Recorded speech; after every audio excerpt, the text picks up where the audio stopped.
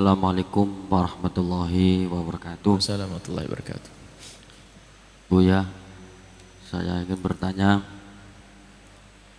Saya telah kemarin membaca kitab fikih bahwa di dalam fikih menjelaskan untuk akikoh anak laki-laki jatahnya 2, kemudian perempuan 1.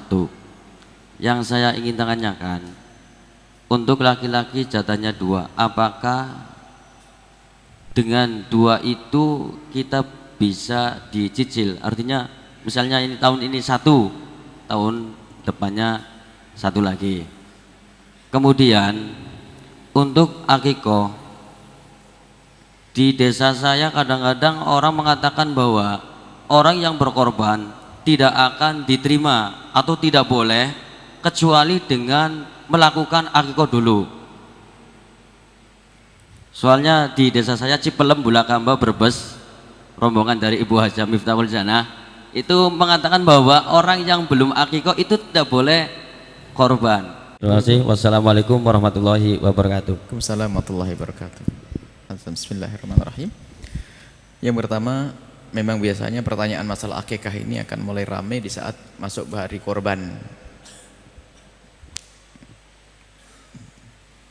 Ini banyak permasalahan. Permasalahan adalah kesalahpahaman fikih. Kesalahpahaman fikih yang pertama adalah orang ngira korban, saya bicara korban dulu, ngira korban itu seumur hidup sekali. Ini nih kesalahpahaman fikihnya. Sehingga kalau ada Pak Haji diajak korban, oh saya sudah korban, kapan? 10 tahun yang lalu. Ini coba di masyarakat. Jadi sering baca, saya belum korban, saya sudah korban, saya belum korban, saya sudah korban. Padahal yang namanya korban itu sunnah. Kapan kita masuki bulan Idul Adha, maka itu disunahkan kita untuk korban. Ya kalau 60 tahun, kalau kita ketemu 60 kali ya 60 kali.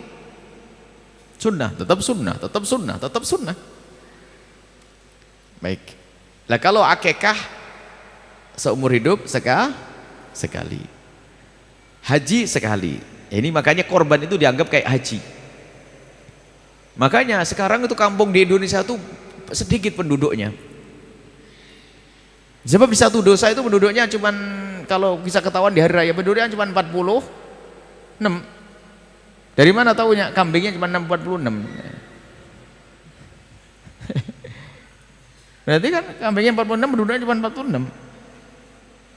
Yang korban cuma 46 orang, yang lain nggak ngerti kalau korban itu sunnah baginya.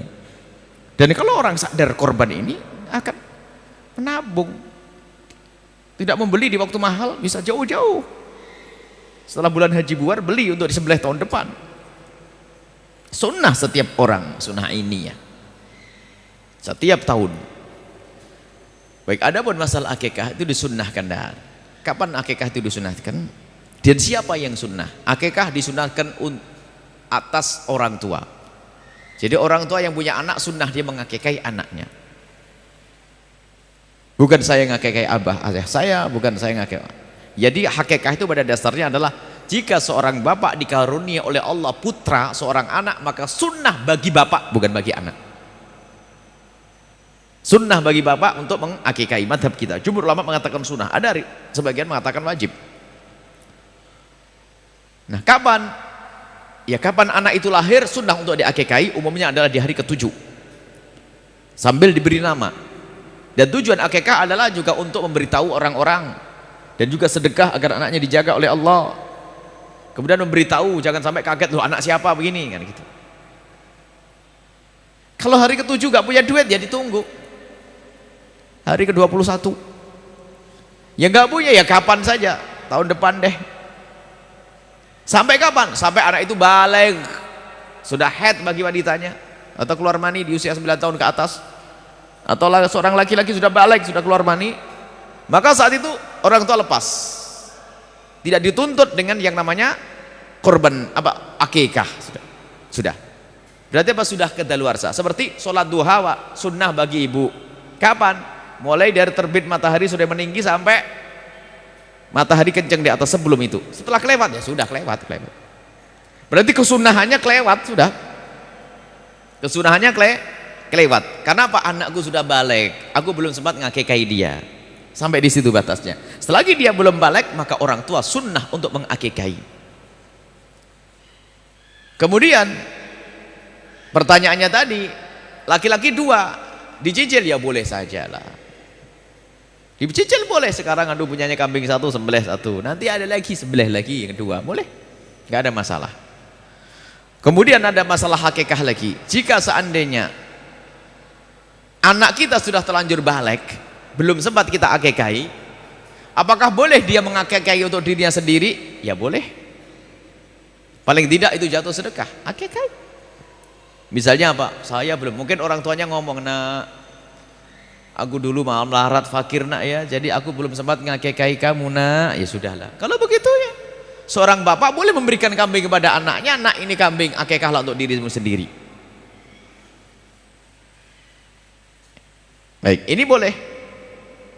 Ataupun dia mencari kambing, saya belum akikah, agar dapatkan sunahan. Biarpun sebagian ulama mengatakan tidak jatuh akikah, tapi yang jelas dengan menyembelih kambing itu seperti sedekah, sudah dapat pahala. Jadi boleh mengakikah dirinya sendiri, tapi tidak dituntut lagi secara sunnah seperti waktu duha sudah kelewat begitu. Ini adalah masalah akikah, boleh dicicil urusan akikah. Adapun masalah akikah dengan korban, nah ini loh ada saja masih berulang-ulang nih. Ini pertanyaan ini bukan hayalan, ada di masyarakat pertanyaan, mana ada lebih dahulukan akikah atau korban? Akikah atau korban? Misalnya saya belum diakikahi, saya umur begini, umur tua begini, Tuhan, belum diakikahi misalnya. Datang bulan haji, mana yang didahulukan, korban atau akikah? Ini pasti pertanyaannya tidak pernah ngaji. Yang tugas ngakikahi saya itu siapa? Abah saya sudah selesai. Lah korban ya saya korban, ngapain saya ngurus akikah? Nah ini kadang-kadang pikir ini, belum akikah. Yang tugas ngakikahi saya adalah ayahanda saya. Kecuali begini bunyinya, saya mendapatkan anak, alhamdulillah mendekati bulan haji punya anak. Misalnya tanggal 3 Dzulhijjah punya anak. 10 Dzulhijjah itu ini mana kurban atau akikah? Ini kan begitu loh.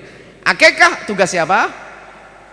Tugas saya. Kurban untuk saya juga saya. Mana begini? Nah, ini masuk akal pertanyaan ini. Mana yang lebih dahulukan?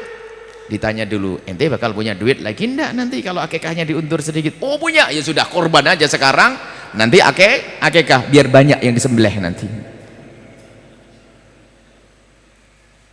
Sebab kalau dijadikan akikah nggak bisa korban. Tapi kalau akikah tinggal mundur beberapa hari saja, nggak susah sebetulnya. Yang menjadi masalah tuh pertanyaan itu muncul karena orang menganggap korban itu seumur hidup sekali. Itu jadi korban, kalau ada orang belum diakikahi, korban adalah sunnah yang dikukuhkan. Adapun akikah bukan tugas saya, tugas abah saya. Kalau abah saya ternyata belum mengakikahi, ya karena tidak mampu. Memang itu dituntut, nggak ada. Kalau semua kullu mauludin marhunun bi akikatihi, semua bayi itu akan digadai dengan akikahnya. Kalau tidak diakikahi nggak bisa beri syafaat kepada bapaknya. Loh, bapaknya melarat, nggak punya duit. Masa Islam apa ajaran sekejam itu nih? Ini kan salah fahamnya santri yang ngantuk kerjaannya ngeliwet tok. Belajar yang jangan merepotkan orang, sederhana sebenarnya permasalahannya.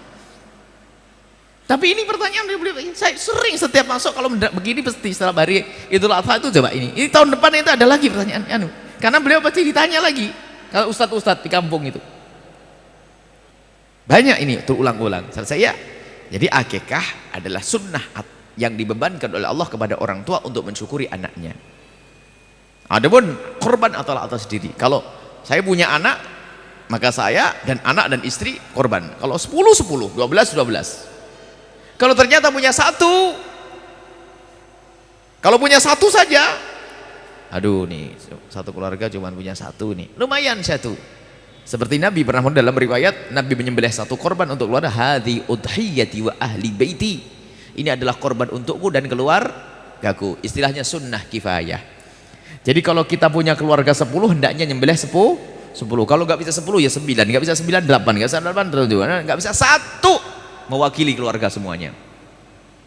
Mewakili keluarga semuanya. Pokoknya jangan sampai nggak nyembelih kambing. Nah, ini. Makanya waktu kita di Arab dulu waktu sekolah, waktu pertama berumah tangga itu, baru sholat hari raya Idul Adha itu ibu tetangga ngomong, nanti tak kirim dagingnya. Oh iya, kebayang di Indonesia doa on kan? Ya gitu, gitu. Tak tanya apa, separuh kambing gelembuk. Oh begitu, rupanya setiap rumah itu pasti nyembelih kambing 1, 2 dan sebagainya. Dikasih separuh kambing. Karena kita sudah berumah tangga, dikasih separuh kambing. Sebelahnya separuh kambing, bingung. Akhirnya buat maulidan sama anak-anak, sama temen nenek. Jadi budaya ini. Jadi namanya hari raya besar tuh membesar betul, makan besar, enak daging semuanya. Di Indonesia Masya Allah memang orangnya qanaah, jadi cukup 3 on, 4 on. Sudah begitu ada yang aneh-aneh lagi, dikalengin kasih tahun depan. Sudah sedikit kasih tahun depan, aneh lagi nih. Ikan lohan, ikan patin karena zaman korban dikornetin. Kelamaan nih kayak di negeri yang kebanyakan korban saja ya. Kita ngingetkan, enggak usah pakai kornet-kornetan itu. Mau di kemana, mau di apa, mau dibawa kemana, ke Irian. Kirimkan duitnya sama biaya untuk ngalengin sudah jadi. Biaya pengalengannya, korbannya tetap di sini. Sebab di sini juga masih kurang. Paling banter 7 on ya, 7 on, 6 on, anaknya 10 dapat 1 akhirnya jangan dikunyah anak biar awet. Walhasil sudahlah, ini fatwa aneh-aneh. Sudahlah, korban segera disampaikan, terlambat dari hari tasyrik haram bagi yang membaginya, zalim kepada. Makanya korban itu hendak dituntas pembagiannya kapan? Hari tasyrik yang ketiga. Jadi hari raya pertama, kemudian besoknya hari tasyrik 11, 12, 13. Dan korban itu sepanjang hari tasyrik masih bisa. Misalnya ibu hari raya Idul Adha nggak punya kambing, tak taunya hari raya Idul Adha mampir ke rumah bibi dikasih duit, boleh besok nyembelihnya. Beli ke pasar, beli. Tidak harus pas setelah sholat. Ditunda sampai esok hari tasyrik yang pertama, hari tasyrik kedua, hari tasyrik ketiga masih boleh. Tapi kalau Anda sudah diamanati untuk membagi daging korban, jangan disimpan ditunda-tunda. Tapi kalau daging korban sudah nyampe kepada Anda dapat bagian dikasih, boleh Anda simpan makan tahun depan juga boleh. Tapi karena sudah dikasihkan kepada Anda. Tapi kalau Anda masih diamanati untuk membagi, jangan disimpan. Kemudian ada daging korban yang wajib sama yang tidak wajib. Ini juga salah di masyarakat. Kalau korbannya tidak nazar, korban itu sunnah semuanya pada dasarnya. Selagi tidak dijadikan nazar, nazar tuh aku nazar, aku menjadikan daging ini untuk korban, dinadarkan untuk korban. Kalau sudah kambing itu dijadikan nazar untuk korban, maka yang punya tidak boleh makan. Tapi kalau korban sunnah, rata-rata sunnah, ya boleh makan. Ini ada lagi, nggak boleh makan, nyium baunya dong. Sehingga kalau sudah tradisi baik, semuanya punya sembelihan kambing, setiap rumah nyembelih kambing, nanti caranya membaginya begini. Saya nyembelih kambing dibagi 3. Korban sunnah tadi dibagi 3. 1/3 dibagikan pada fakir miskin. 1/3 untuk keluarga, jangan sampai keluarganya ngiler. 1/3 lagi dimasak untuk menyambut tamu, karena mungkin tamu datang. Asal dibagi 3. Jadi boleh makan, jangan dikasih bulunya. Ada nggak boleh kata. Masya Allah. Kalau nazar iya nggak boleh. Ini adalah bab korban banyak nih. Hukum-hukum korban tuh banyak. Ini kalau kita bicara korban. Tapi tidak apa-apa, cukup sampai di sini dulu. Masih agak jauh, insya Allah kita akan bahas pada pertemuan selanjutnya, insya Allah. Baik, seperti itu.